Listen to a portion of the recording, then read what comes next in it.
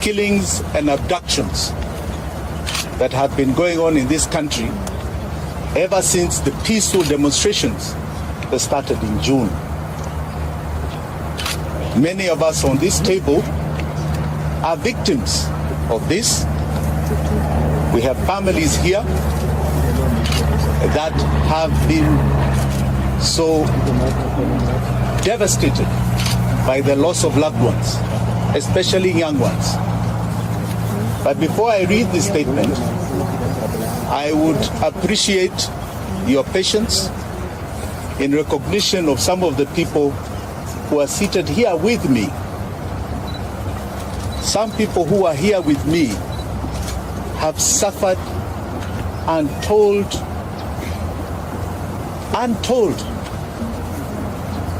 inhuman treatment, all in the name of exercising our democracy as enshrined in our Constitution. So before I say much, I think Felix, you can ask people to stand up, or we just start from the end there? Sure. Right? Introduce yourselves. Please stand up. Introduce yourself. Hello everyone. My name is Adrian Roach.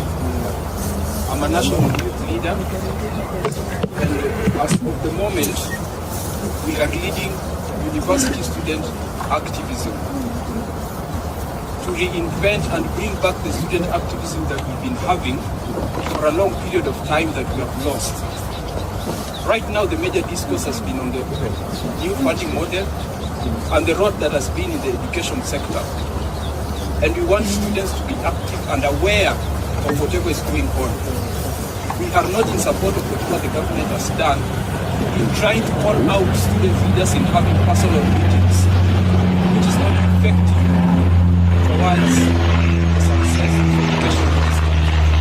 That is why we are taking a team of students to stand up for the students and majorly for all our individuals who are being threatened, including students themselves, by the anarchism that is being displayed by this government. Thank you. Thank you.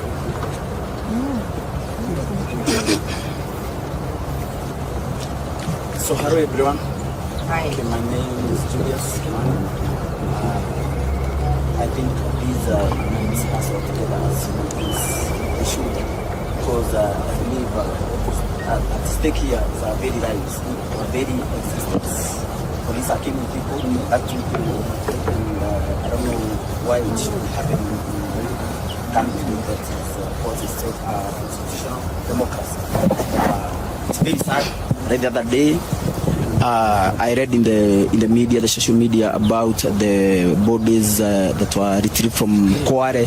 The families of the victims, they are being threatened. The youths who helped to retrieve the bodies, they are being threatened by the DCI. I think this is uncalled for, and this is what we should stop. I don't know why people should lose their lives for someone to cling to power, for someone to refuse to get out of power. I think people have spoken. The people of Kenya, we saw the protests.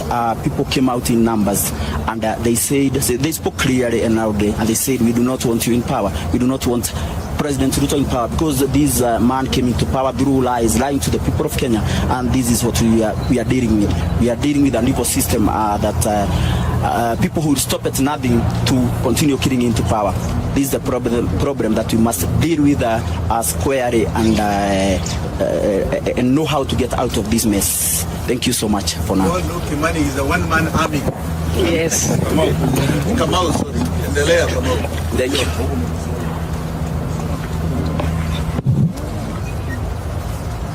Habari zenu.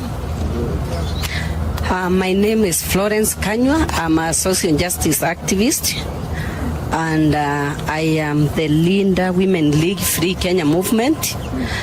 Just to let you know that the 3 persons who were abducted on 19th are members of Free Kenya movement. Bob Jagin being our chairman, and we are really saddened by what happened, and we are here to demand they be brought back to us, dead or alive. Thank you. Good afternoon. Charles Ole Sakei. I'm Charles Ole Sakei from Kajiado County. youth leader from Kajiado. I am here representing Bob's family. I am from Free Kenya Movement. We have been on the ground with him, championing for our rights. And the reason we are here today is because someone somewhere has decided to criminalize the right and freedom of protesting. So ndio kwa maana leo tumekuja hapa kwa sababu wenzetu waliweza kuchukuliwa. Hatusemi walishikwa, walikuwa abducted. Serikali haijatupatia majibu leo ikiwa ni siku ya 15 tangu hawa vijana kuchukuliwa na kupotea. Polisi wamedinae kwamba waliwa arrest ama wanawa detain. Lakini tumekuja tujiulize pia, kama polisi wanasema hawakushika hawa watu ama hawayuko na hawa watu, watuambie nani wako nayo. And I want to ask, itakuwaje kuna milisha ina operate kwa hii nchi na rais anasema hajui? Anasema hajui kwamba kuna watu wamepotea. The president the other day said that he is not aware of anybody who is missing. So mimi nataka niwaulize, inaweza kuwa kuna mtu anaongoza hii nchi na hajui? Okay. Sawa, asante.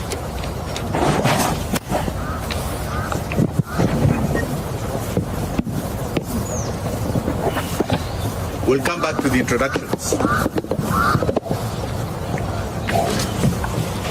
Ladies and gentlemen, as I said, we are at a very sad stage in the country's history. I'm going to read this statement and know that it has been compiled by all of us because we want to send a message directly to William Samoei Ruto. Directly to him. Crooked Ruto is responsible for the illegal abductions and killings. Today, we stand in solidarity and empathy with all the families here and those who did not make it to come for their sons and daughters who have been abducted and have disappeared. It is devastating for a family and friends when a loved one disappears. Yet this is a harsh reality facing Kenya today. I myself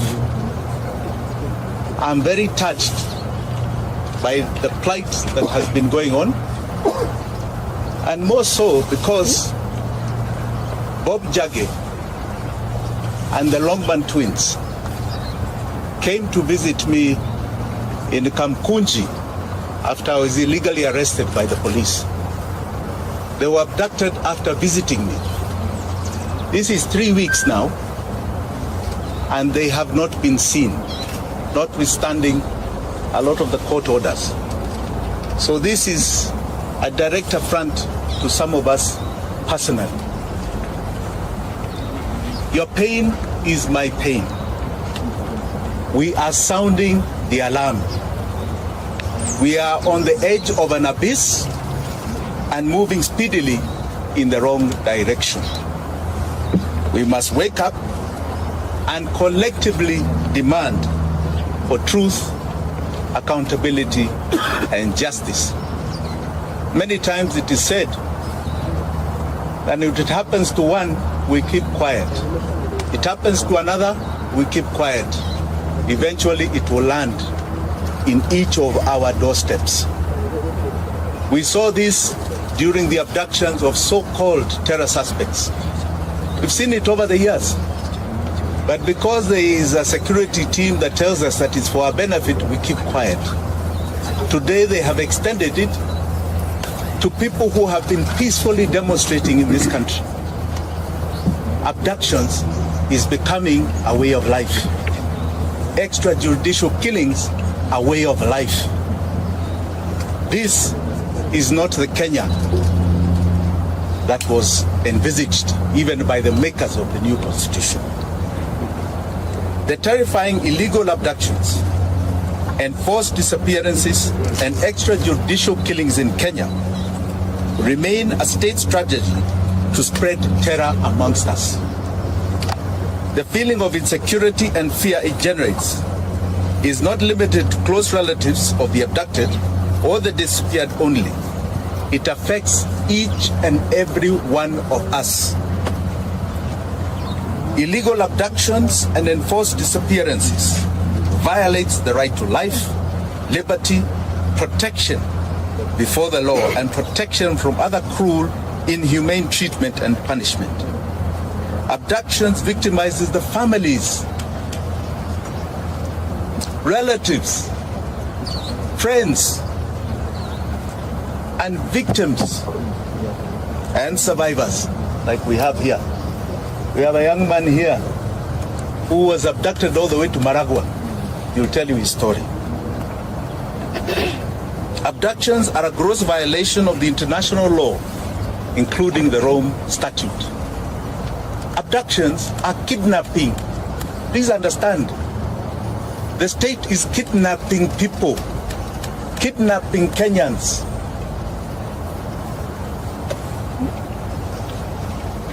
They are a crime against humanity. Family and friends of people who have been abducted and disappeared experience slow mental anguish, not knowing whether their son or daughter, mother or father are still alive, not knowing whether he or she is being held or how they are being treated. Searching for the truth put whole families in great danger. There are some families we wanted to visit. I myself directly with my deputy Willis Otieno, and I can tell you those families are afraid. They want to meet us in private because they are afraid that the attention we may cause will victimize them.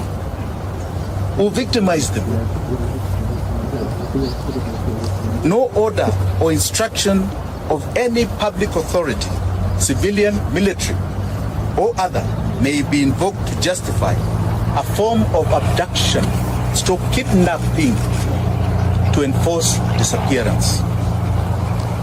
Any person receiving such an order,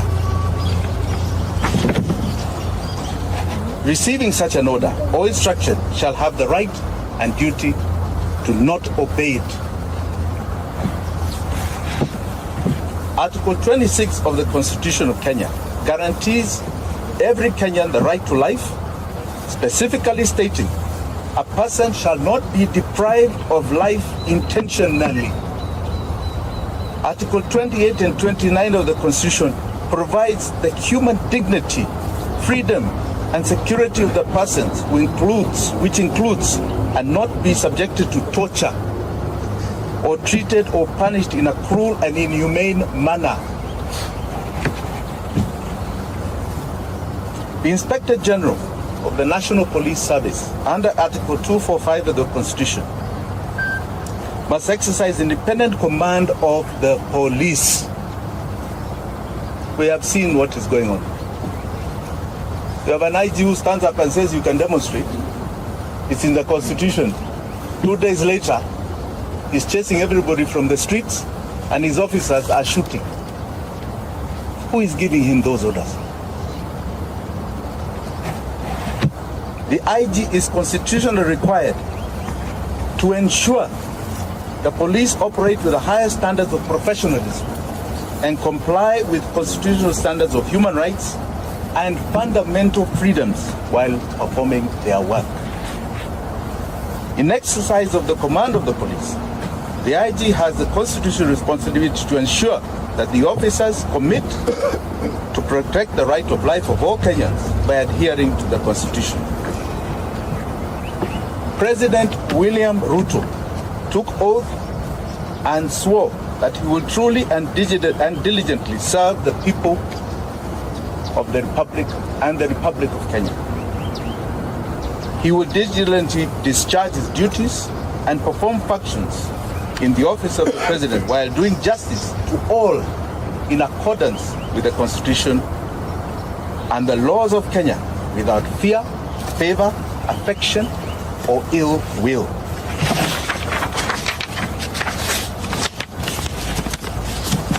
President Ruto, and I say crooked Ruto, the crooked man, took oath and swore to faithfully bear true allegiance to the Republic of Kenya, and will obey, observe, protect, and defend the Constitution of this country. And he will protect and uphold the sovereignty, the integrity, and the dignity of every single Kenyan. That is an oath you are swearing to God before 54 million Kenyans. Regrettably, today it can be confirmed that crooked Ruto has not only violated the Constitution of Kenya, but has contravened his oath of office. He has become a constitutional delinquent. For the avoidance of any doubt, if any of you have any, crooked Ruto is solely responsible for the abductions, enforced disappearances, and the murders of young Kenyans, Gen Z. He has turned his police force into a political militia. Kenyans must never forget William Ruto's history. And Kenyans will never forget what he's doing to us today.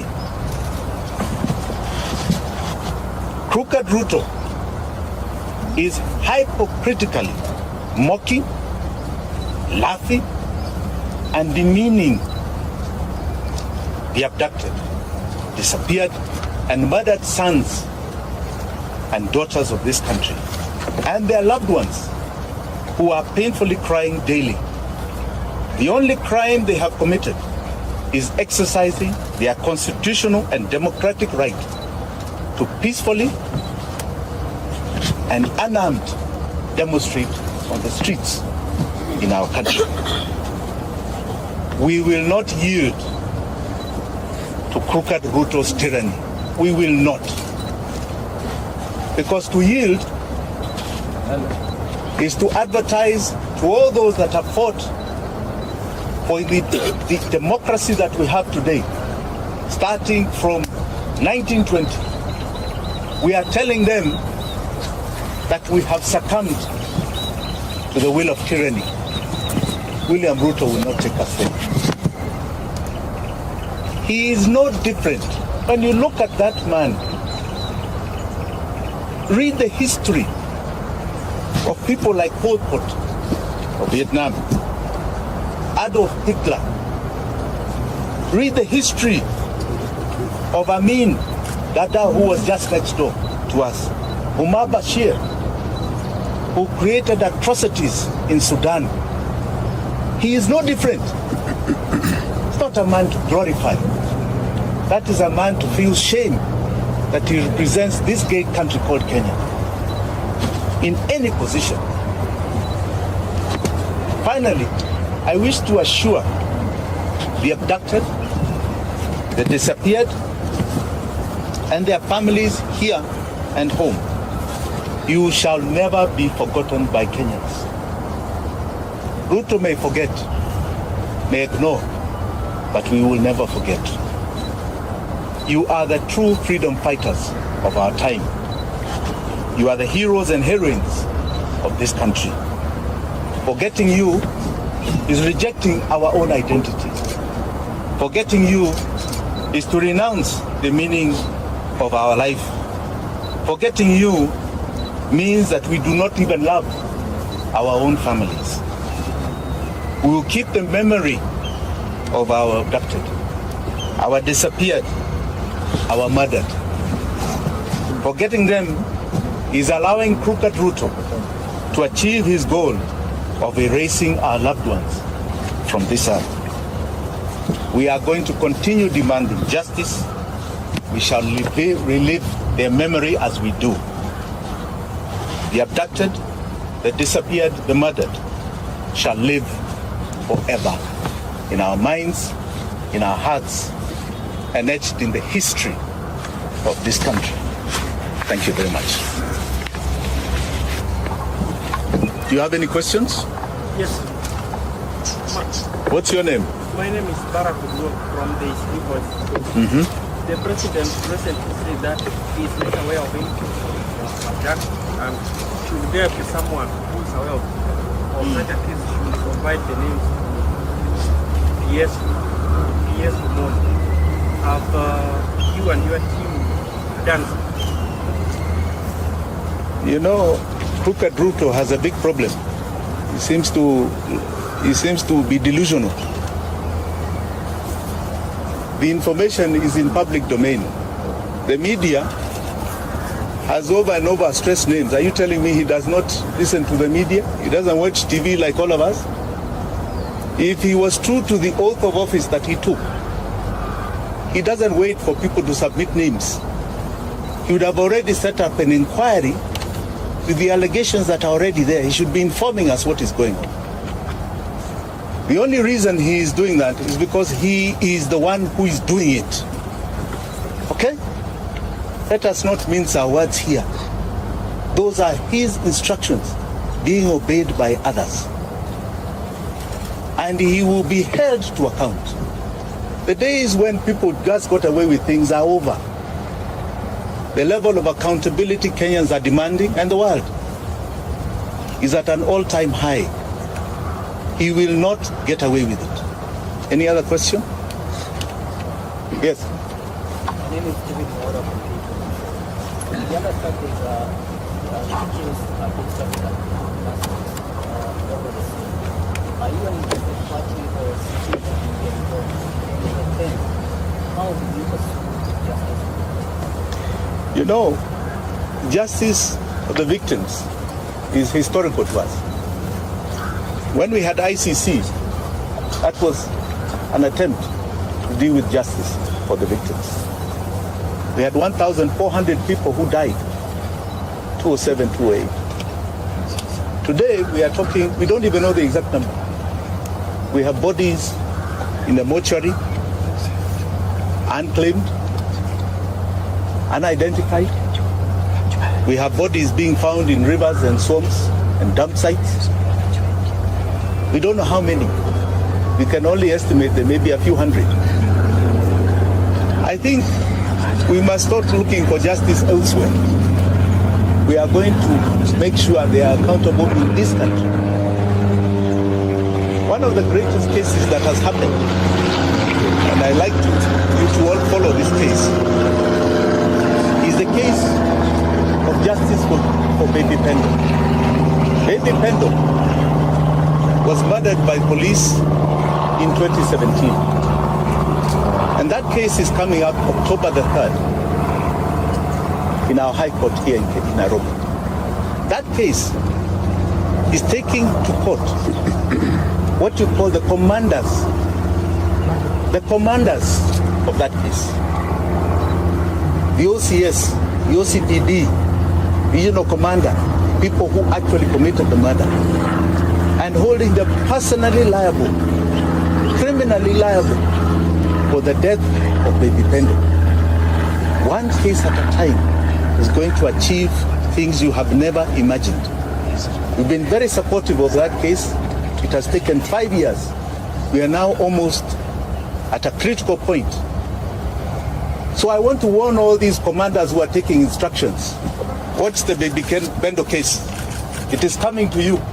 Each and every one of you, whether you're the IG, whether you're the DCI, whether you're NIS, whether you're an OCPD, it is coming to each and every one of you. And you will face justice for the victims. Yes? My name is Daniel Stare. Do you think the courts are doing justice to those people that have had the cases, their cases taken to court for the same? So far, I have no major complaints with the court systems. I don't. I think they're doing a very good job. Today we got an order. I think the IG is supposed to appear this afternoon. Yes. Well, I think we're quite happy with what is going on in our courts. Yes. My name is Sophia from KK. Yes, Sophia. To clarify, have you? I know you have. I just want to hear from you. Have you actually reported, the missing people, and what has been the reaction from the DCI and the guys that you've reported the cases? They have been reported to every single police station that is responsible. In other words, where we assume, let's just say we are assuming were the areas of abduction or the areas where the families come from. They have been reported. Have you ever sought a comment from the IG? Have you? You're asking us, have you? Why are you not seeking comments from those people? They are the abductors. They are being accused every day. I'm here accusing them. Let them stress their defense. Okay? I was just asking if you follow the due diligence. Absolutely. But the onus is not on us. The onus is not on us. It has been done. But don't be like them who want to say, oh, nyinyi mufanya report, mufanya. It's not about us. You think people are creating fake bodies and fake missing persons? Let's be sincere. It has been followed. And as you can see, there are people who are living in their own reality. They don't want to acknowledge that there is such a thing. Yes. Yes, Lugo. So far as Jim Wanjigi, how many families have you reached communicate about the victims? How many families? How many are there so far?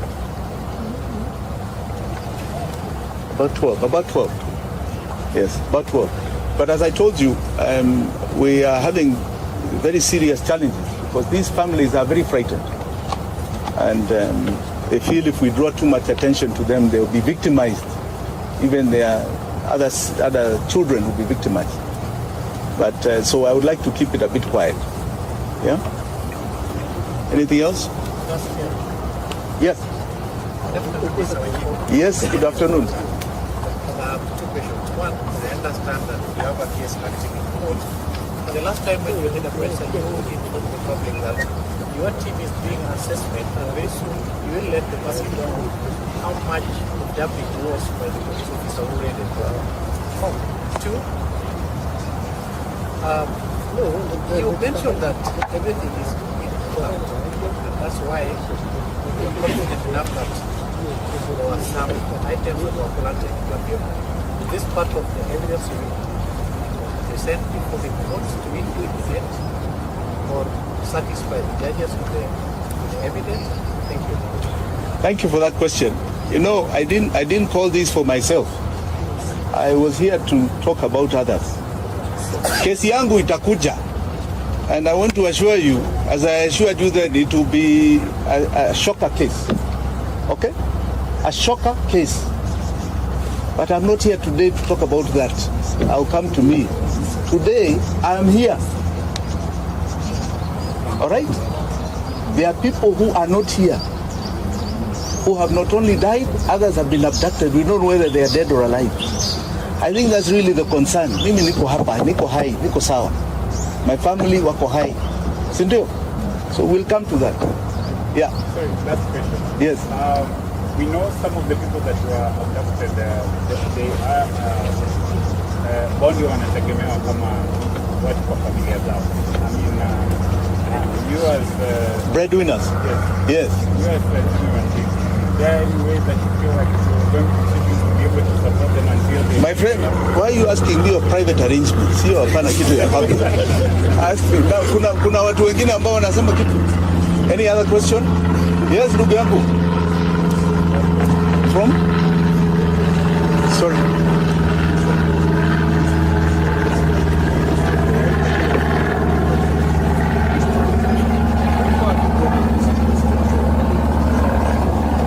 You know, I don't think it's about resignation alone. These are people who should be criminals before a court. They have completely decided the law is irrelevant. And whether they resign today and you put others tomorrow, it makes no difference. The key thing is that they need to be seen in a court of law answering for the injustice that they are committing. That may be the greatest attempt at stopping continual abuse of the law by the police. We need to see an IG in court. We need to see a DCI in court. We need to see OCPDs and OCSs in court. That is what we need. There was a young man who was shot some time ago called Rex Masai. Rex Masai. That was the first one that was brought to our faces. Okay? We have had how many stories for the last 3 months? Including from these agencies, what is it called? Yes. Really? We are talking about young men's lives here. Young girls' lives. I don't think it's a matter of resignation. Yeah. Do you feel like justice is gonna ever be done? Absolutely. And do you have hope for the Kenyan? Absolutely. In fact, most Kenyans feel very hopeful. Any of these criminals who are perpetuating injustice will see that court of law. One day, that I assure you, this is not going to continue happening in this country. What is the time limit that is giving the government to be able to produce the people, and what is the plan? Well, let us see how they answer today, because today's, this afternoon's case is critical.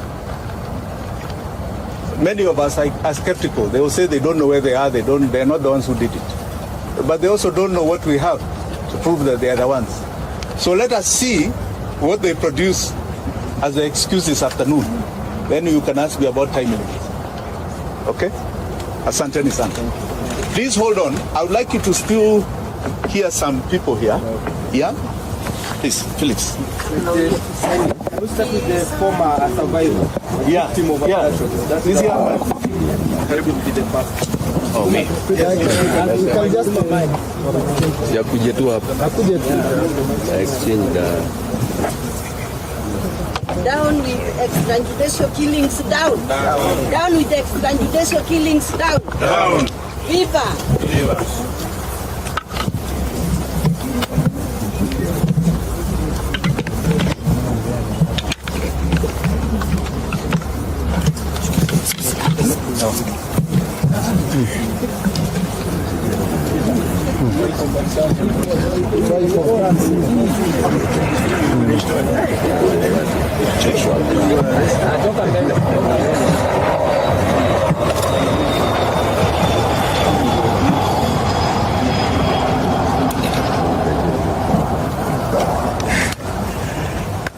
Good afternoon. My name is Joshua Okayo. I am a student undertaking my advocates training program at the Kenya School of Law, and also the president of the Student Governing Council at that institution. I have been very actively participating in protests that we've seen in the past 2 months. And I remember on 18th of June, I met Advocate Wakili Willis here. We were actually with him on the street. And it appears to me that this was history writing itself. I got abducted on 26th of June and was released, or rather when I realized that I was released, that was 28th of June. Because I found myself at the bank of Maragua River in Moranga. So today I'm here in solidarity with the families, friends, relatives, and everyone else who are related to our brothers and sisters who have since gone missing but have not been found. I am here because this speaks to me. I am here because I identify with the case in question right now.